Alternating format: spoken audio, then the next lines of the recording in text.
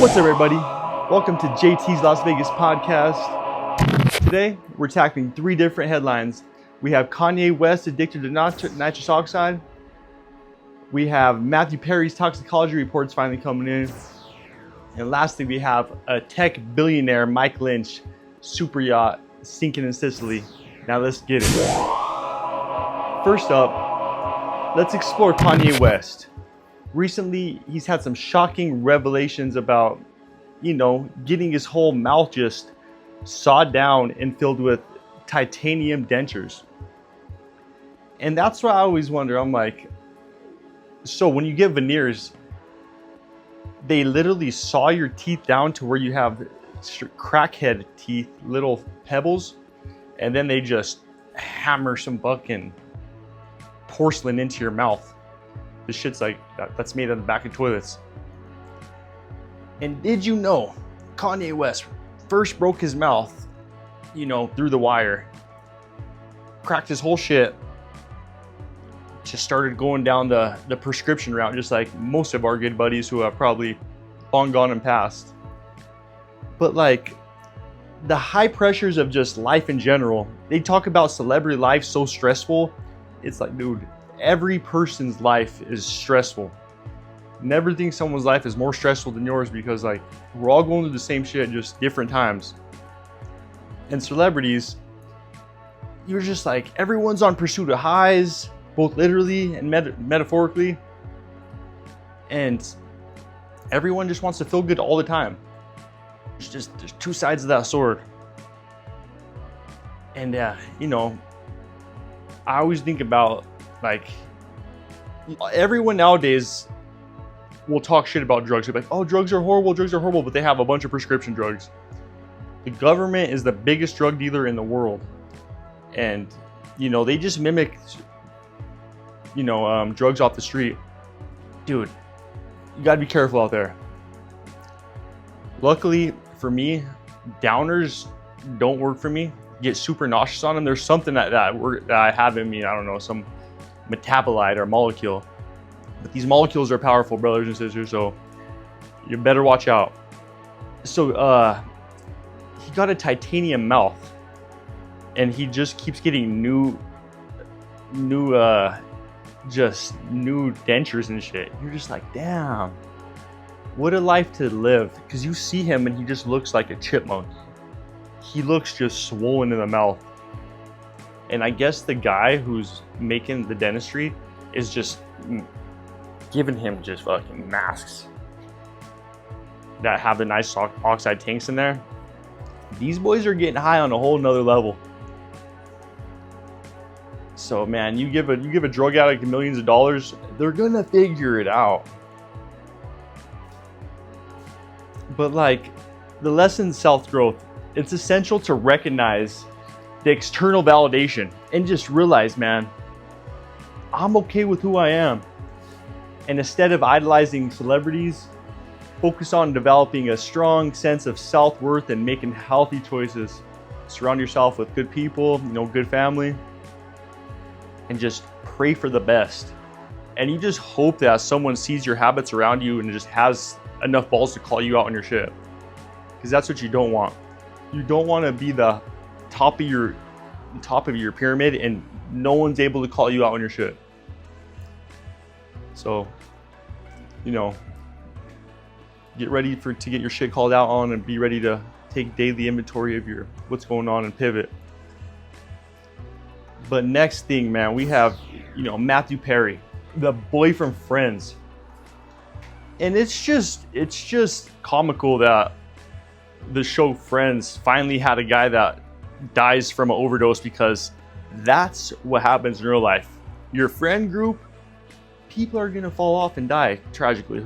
Hopefully it's not you, because it's just a roll of the dice with all the pressed pills and drugs out there. But the boy was just going deep on the ketamine. His personal assistant was just intravenously just shooting him up. And that's what all these celebrities and shit are doing. They're saying it's like a fucking antidepressant, and they're just blasted down the K-hole all day. And I guess the cool thing to do is just get blasted by your assistant and go chill in the hot tub. And his final text was like, make it a strong one. And the assistant came over, blasted him. And you know, if you're paying someone, they don't give a shit about you, dude. They're not gonna be double checking on you and shit like your family would, like your lady. 'Cause I don't think Matthew Perry had a lady, bro. Your lady's checking on you. She's like, who you texting? What's going on over there? If you had a lady, she would have fucking saved him from that ketamine drowning. But man, dude, shout out to Matthew Perry, dude. And then the whole thing unfolded. This lady selling the drugs to all the celebrities, she's the ketamine queen. And TMZ did this whole breakdown, which I'm showing you right now.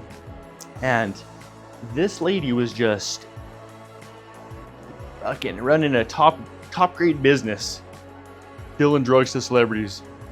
And you know how it goes. As soon as you kill a white man, the feds are coming. Kill all the brothers and shit you want.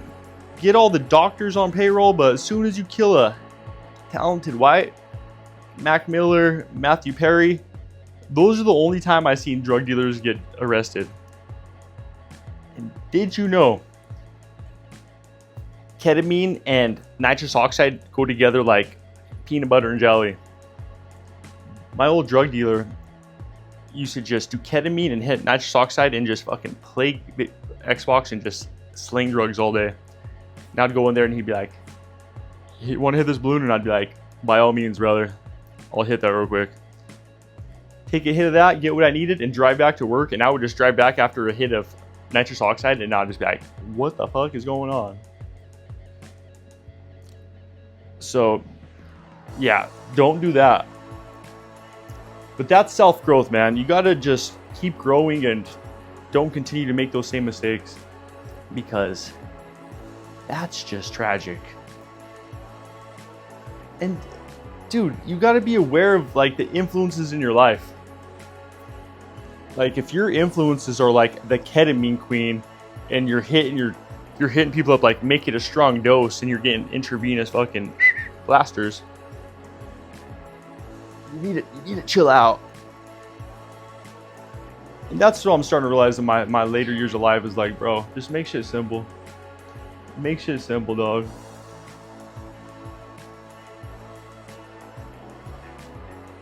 And it's like, how can technology and AI help us with like these drug overdoses and shit like that? And I saw this. So the new experiences, instead of taking drugs and having these, you know, come to life experiences where you're like, man, I OD'd and I saw God, you're going to be able to put on a virtual reality machine and just put your drug in and be like, yo, let me experience LSD. Let me experience Jesus Christ carrying the cross. And you're just going to experience all that and be like, bro, I got it. You know, trip LSD and drive in the car in VR. Just don't do it in real life. You're not gonna make it that far, dude. You're gonna land up in the federal pen or, you know, hitting the old restart button, the old respawn. And then we also have Mike Lynch. And did you know this year we have like 4 billionaires just going on like these luxury vacations and expeditions, and they just don't make it back.